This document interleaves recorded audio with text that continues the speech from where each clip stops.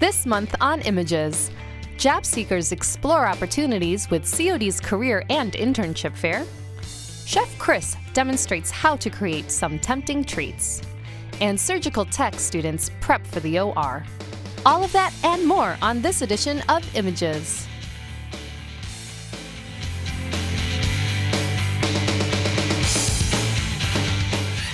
Hi, I'm Rio Almaria, admissions representative at College of DuPage. Welcome to Images, the show that keeps you up to date with everything happening here at COD. Career Services at College of DuPage offers a variety of resources to help individuals with their short and long-term career goals and help businesses with staffing needs. The Career and Internship Fair is an annual event designed to connect employment-seeking students, community members, and the general public with career opportunities.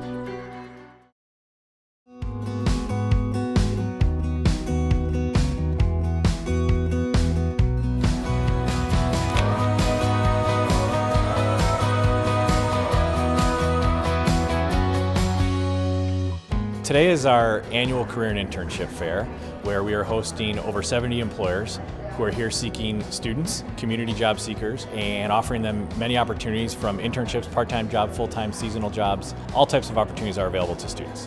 We have opportunities from employers in manufacturing and healthcare, in local government. You're traveling all over the hospital, you're taking patients to testing, you're taking rehab. We have over 13 hospitals in the Chicagoland area. We've had great success hiring College of DuPage students. We enjoy hiring a large number of your nursing students, your physical therapy assistant students, and your surgical tech students, in addition to others. I came to the career fair today to kind of build a bit of networking and learn about internship opportunities that I didn't know were available to me. Well, I went up to the display and I saw a couple of products that matched some of my previous experience. I gave her my resume and she was very impressed, and I'm just really looking forward, and I hope I get a response from her. All of my students have a LinkedIn profile ready, so I encourage all of them to take advantage of the LinkedIn picture opportunity here at the career fair so that they can take that photo and just add a little bit more of a professional picture to their LinkedIn profile. So we talk about creating a resume, creating a cover letter, coming dressed professionally, having your LinkedIn ready, because you never know what opportunities are going to come about at the career fair. Having all of those pieces in place are really important for students so that they don't miss out on an opportunity. You kind of need to really know what it is that you're looking for. So to walk up and just say, what do you have, really doesn't tell me that you're interested in the Arboretum. But come up and tell me, I have an interest in natural areas or landscape management or horticulture or plant breeding. And then we can really get into a dialogue about how we can help you. Do a little bit of homework to know who we are and what we are, and if you can interact and connect with us on a little bit more deeper level, it'll make you stand out a little bit more. If a student missed the Career and Internship Fair today, we can help them get connected to local employers. We have employers on campus 4 days a week who are recruiting for open positions all year long. We can help students with those career preparation materials if they need it. So a resume, helping them with a mock interview, or perhaps even getting a LinkedIn profile set up. Ideally, a student will find an internship here at the College of DuPage Career and Internship Fair and then come back to us in maybe 6 months and be able to tell us that they got a full-time opportunity offer from their employer that they were working with. If it didn't work out at that internship, maybe the student will come back and ask us for some job-seeking help, or maybe return to another career fair in the future looking for a full-time opportunity. But doing that internship is a great first step to getting started in their professional life.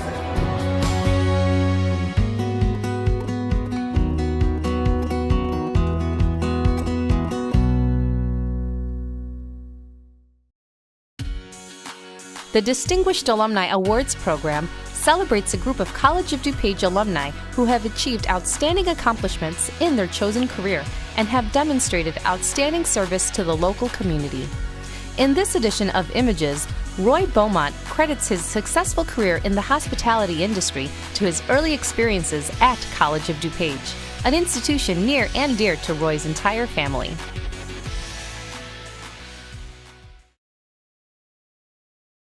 Roy Beaumont.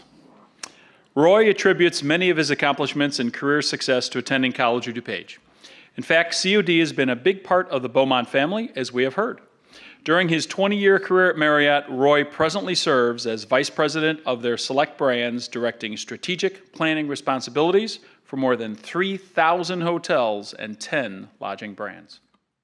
Here's an example of a student who has done extremely well for himself, and you're very proud of him. Is that he's made quite a mark in the hospitality industry. I think one of the things that has impressed me the most is obviously his knowledge of the industry, but also his connection to Glen Ellen, his family. I was happy for Roy to study hospitality because I thought it was a great industry. I remember reminding him, you're never going to be a millionaire in the hospitality industry.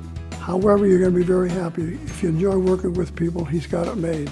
Naturally, his first choice would be the College of DuPage because he had been around it all of his life and he knew the program had the reputation that it had and that he really wanted to explore his options. Roy was a pretty inquisitive young man. He was always willing to ask questions. As a teacher, you're standing up in front of those students, and oftentimes there's a lot of blank faces. And so when you catch that one that's got a little spark in the eye, you have a tendency to gravitate toward those individuals, and Roy was one of those. I think Roy recognizes that the seed was planted here. He knew for sure this is what he wanted to do.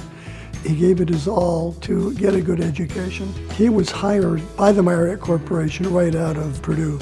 And I think that says a lot for him that he's been with them now for 20 years. We're very excited that this is the third distinguished alumni that has come from the culinary hospitality program. I'm very proud of my son. Since all three of them are going to see this, I'm proud of all my three sons, but particularly in a way, Roy, because we're talking about the hospitality industry at this time. I've been in the industry close to 55 years. I never had a job I didn't like, and I think Roy will say the same. The thing I think that makes him so deserving is the fact that he's now willing to give back. That spirit of volunteerism that Roy has is admirable.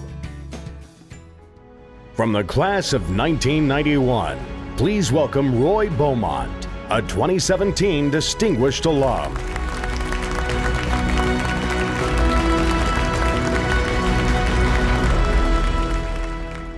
So for those of you wondering, I'm not wearing the peach car line right now, but I hope you go into mail after. So just before I get started, I just wanted to say it's nice to follow my dad and surprise him for once after all the times he surprised his kids with a little award. So congratulations, Dad. That was great for all you've done. And it truly is a multi-generational story because not only is it great to see my dad involved in the school, but this is my eldest son's first time here. And Braden woke up at 4 a.m. this morning, and he's still hanging in there. Right, Braden? Come on up here. Why don't you stand and help me out, okay? All right. This is the Braden Beaumont line. How's this, Pete? All right. He looks great. You can help me out? You just hold my hand. All right, buddy. Great. He needs caffeine, but if only he was older. But no, in all honesty, it is such a pleasure. It's been a great day, hasn't it? Just what the college has put together. I also say I'm not worthy to be up here as well and hearing all of your stories. But, you think about what community colleges are, and I think in the last 24 hours it crystallized for me. I think they are the best. I think we can get into a long political discussion about where do good tax dollars go, or where do bad tax dollars go. But I hope we'd all agree that dollar for dollar, community colleges are probably the best investment there is. And there are so many different prisms that you just see the community that is positively impacted to a doorway of new opportunities.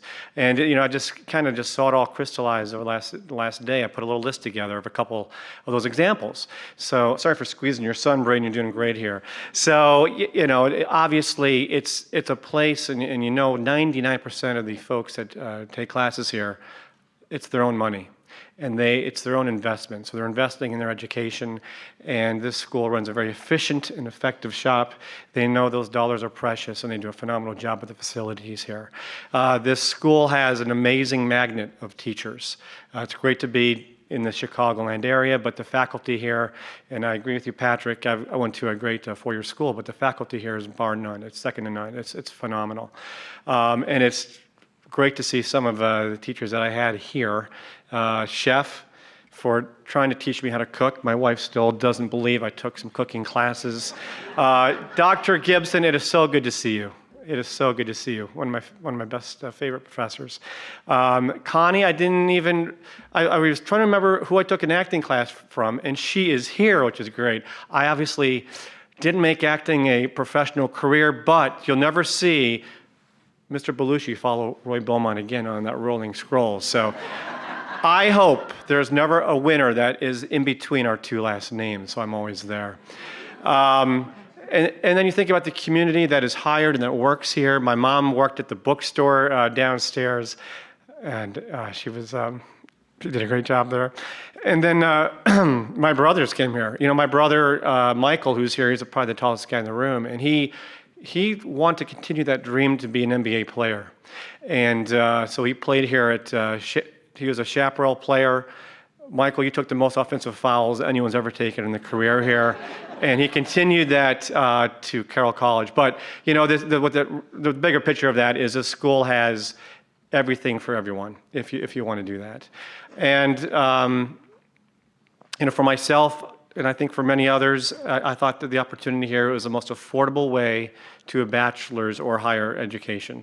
As much as I tried to convince or do a sales job with my parents to go to a four-year school right out of high school, the answer was, hey, you get the scholarship, we'll pack your bags for you. And that big scholarship never came. I don't think I had the athletics that others did or anything else. But what a great deal. I mean, you come here, I worked obviously in the business, so I knew that what I was learning from the theory side, I could apply it immediately. Some of those photos you saw were at the Oak Brook Hills Hotel down the road.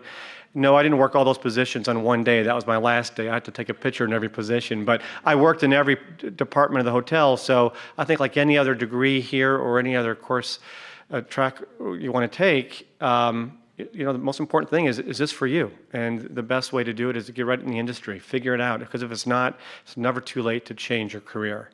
Or what you what your passion is, as we've heard today, and that even applies very close to home. My lovely wife, who's at home watching our other two boys, your other younger brothers. You think they're sleeping now? Yeah, they are. She changed her career after watching our boys for a couple of years, and took a couple classes at the local community college to be a pre-K teacher, and it's again, dollar for dollar, the best ROI that your communities can invest in. And then the last kind of story, and it goes full circle from where I am with Marriott for 20 years, but and I know all of you are card-carrying members of Marriott Rewards and no other brands. All right, but our founder, J. Willard Marriott, he about a century ago, he was a sheep herder for his family. The family had no money in Utah. He came back from his Mormon mission. He had a 6th grade education, but a lot of drive, a lot of persistence.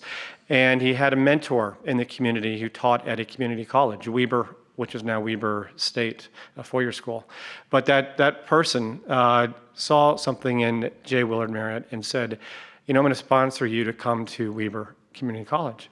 And he obviously was very successful. 2 years later, he went to Utah, got a 4-year degree, met his wife, drove cross country in Model T. I don't know how he did it.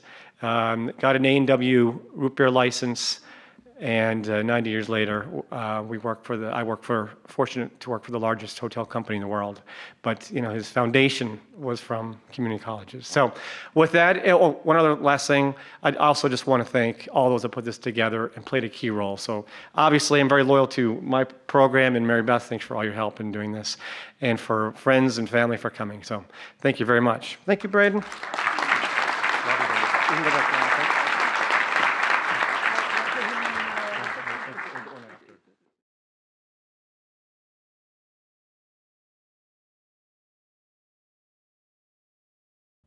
Coming up next, COD's chef Chris Thielman shares his recipe for chocolate raspberry truffles.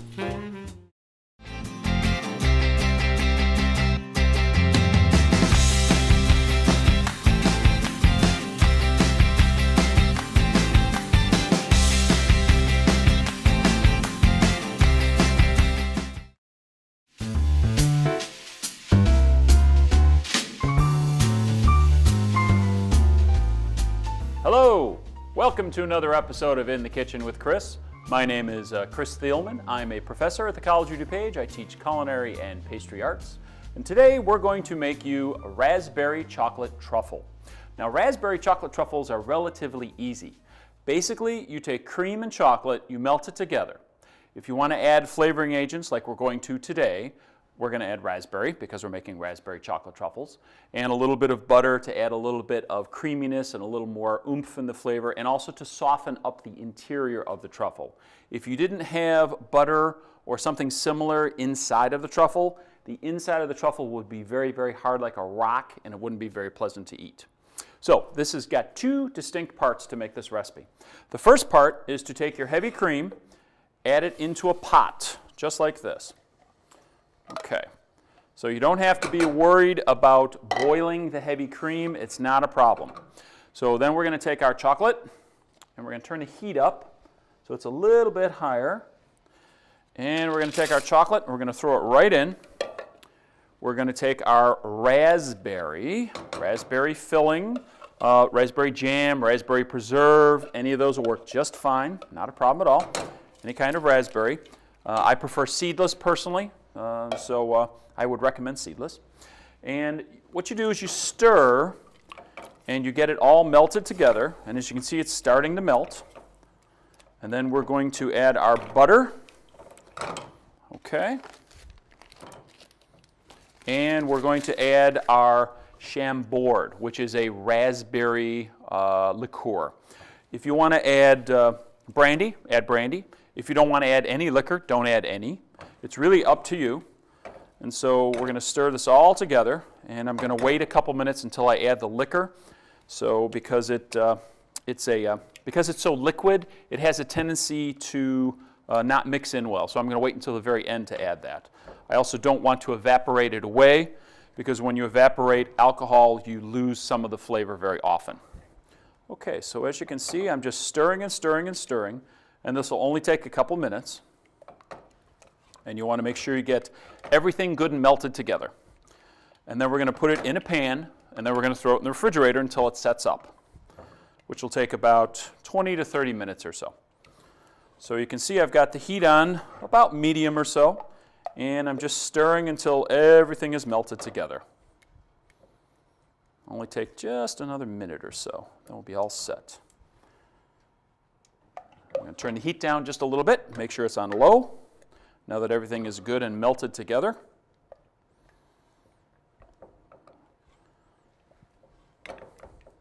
Now I'm going to show you two ways to finish these truffles today.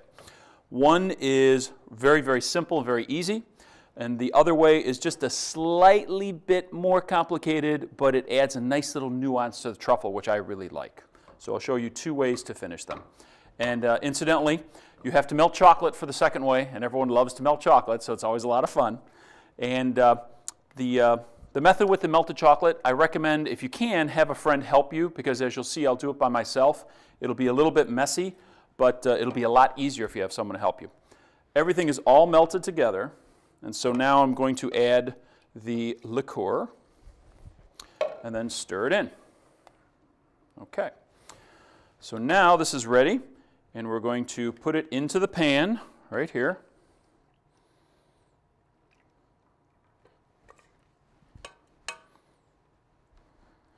Okay. All right. So get it all out of the pan. And as you can see, we have a small pan, not a very large one, because I'm going to scoop this with a little ice cream scoop after it chills up. So we're going to take this and we're going to put this in the refrigerator for about 15, 20 minutes, 30 minutes right in there, depending on how hot you got it. And so all we want to do is get it set. And then we're going to scoop it. So be right back. Okay, it has been about 30 minutes and our truffle filling has chilled in the refrigerator. So what I've done is I've gotten a small ice cream scoop. So if you like smaller truffles, smaller scoop, larger truffles, larger scoop, your choice. So all you do is scrape lightly across the top and you'll fill up the scoop, and then if it needs to be finished off so it looks perfect, just roll it in your hands just like this and you'll have perfect looking truffles. Okay? So I would say the secret on this recipe is if this gets too cold, the filling, let it warm up just a little bit. Because if it's really, really cold, you're going to find that it's extremely hard to scoop, okay? So I let this, I took it out of the fridge. It was chilled, all set, but then I let it warm up for about 5 or 10 minutes at room temperature. And so now it is just barely scoopable, and you can see it's very easy to shape into a small round ball. Okay. Now, next part is, I'll do one more. Okay. I'm going to show you 2 ways to finish this. Okay. And as you can see, I've got gloves on because it's going to get a little messy. If you don't want to wear gloves, don't worry about it. All right. So there's 2 ways to do this. Number 1 is to take the truffle and we're going to throw it in cocoa powder, just like this. Okay. So we'll do half of them. So we'll do 4. Take a fork and just pick it up and turn it in the cocoa powder. Okay? Obviously you can do this by hand without a problem. I'm just trying to be just a little bit neater since we're on camera. And you take this and then roll it off to the side, and now you've got a truffle that has been dusted in cocoa powder. Okay? So that's one way. You can also do this with powdered sugar. It'll work just great with powdered sugar too. I personally like the cocoa powder. It's a little more traditional, a little more French, if you will. Okay, now here's the second way to do them, which is really cool. Take a little bit of chocolate, any kind of melted chocolate you want. You want to use white chocolate, milk chocolate, semi-sweet chocolate, it doesn't matter, okay? And also, since we're talking about chocolate, the number that you see on the package, if it says 61, 72, 85, 57%, okay?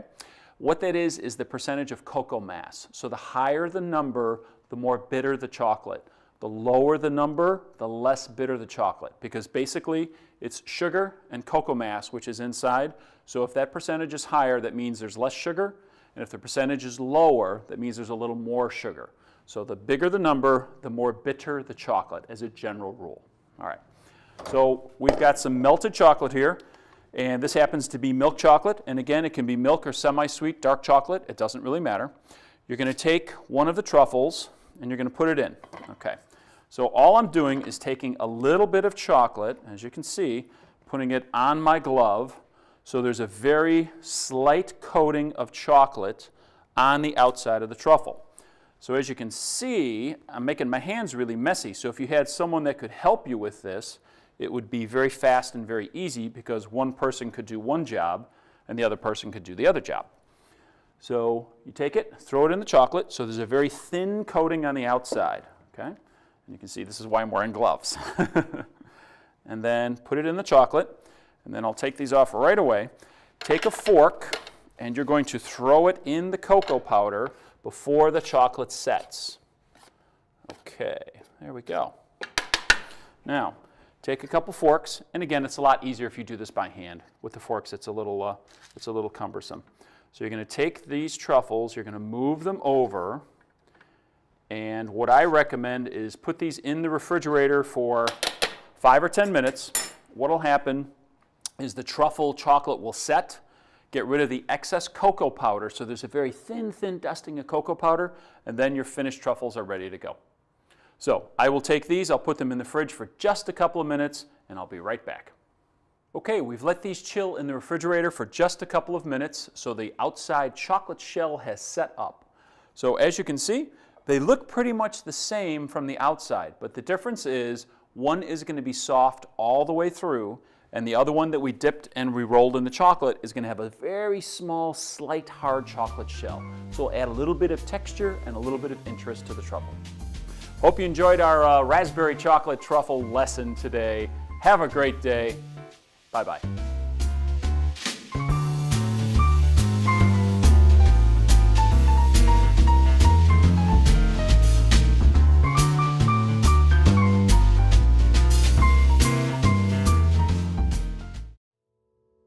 The Surgical Technology program at College of DuPage prepares students to assist surgeons, anesthesiologists, and registered nurses by performing a number of vital functions in the operating room. Hospitals and other healthcare organizations are increasingly relying on higher education to provide highly trained and skilled personnel.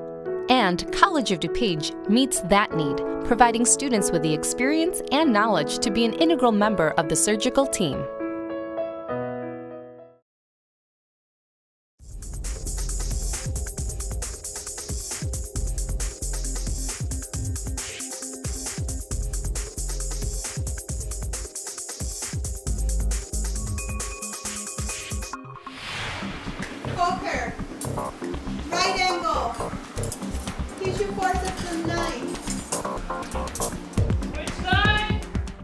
The surgical technologist is a key individual in the operating room. They are the surgeon's right-hand man. They are there assisting the surgeon by handing them instruments, by helping with suctioning, by helping with dressings, by helping with draping. They are very knowledgeable when it comes to all the instrumentation, the ins and outs of some of the equipment. They are an extremely important asset for the surgeon. College of DuPage prepares their surgical technology students via classroom, via lab, and via clinical rotations. All three are necessary for the accrediting body, and all three are necessary really for an individual to understand the entire realm of what is required to become a surgical technologist. The clinical piece seems to be the piece that students enjoy the most because it's hands-on, real-world learning. I really like passing the instrumentation, and I like learning about the different procedures and things like that. We haven't got a chance to go to clinicals yet, so it's a very eagerness to be there and see what it's really like. Everything that we've been practicing and implementing here, I'd really like to see how that's going to play out when I'm actually there and in front of live patients. The instruction in the program has been fantastic. I know somebody who's been in the program. He says that every hospital he's worked at is considered COD as one of the best feeder programs into their surgical tech employment opportunities. Everything's been fantastic. You could tell they're all experienced, they're all very enthusiastic, and I'm thrilled to be here. I believe the facilities are fantastic. The health science buildings is very modern and up to date. I think our mock OR that we have here, 2 of them, are fantastic because everything that we have here is used in the field. So that's nice because that's what we'll be dealing with in the real world. COD does help students to find jobs.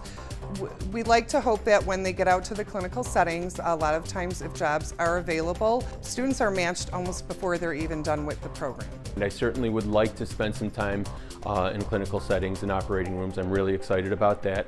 But I think the biggest thing is that it gives me options. I could continue as a surgical tech. I could get into other fields within medicine. I spent a lot of time in sales. I could go back into medical sales. The reason why I did this was just to give me more options. College of DuPage Surgical Technology program has worked real hard on providing a collaborative learning experience. We have combined teaching efforts with nursing programs, respiratory therapy programs, rad tech programs, in doing collaborative scenarios college-wide. This gives students really a hands-on learning experience in the real world, where the patient comes in through the emergency room, they get their workup, they get their tests, and then they're rushed off to the operating room, giving students a little bit more sense of what it's really going to be like when they're out there working on their own.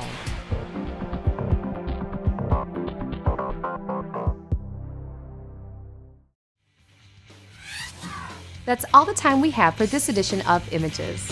We hope you enjoyed this program from College of DuPage. Also, you can watch past episodes of Images on demand by visiting our website at cod.edu. I'm Rio Omaria. See you next time.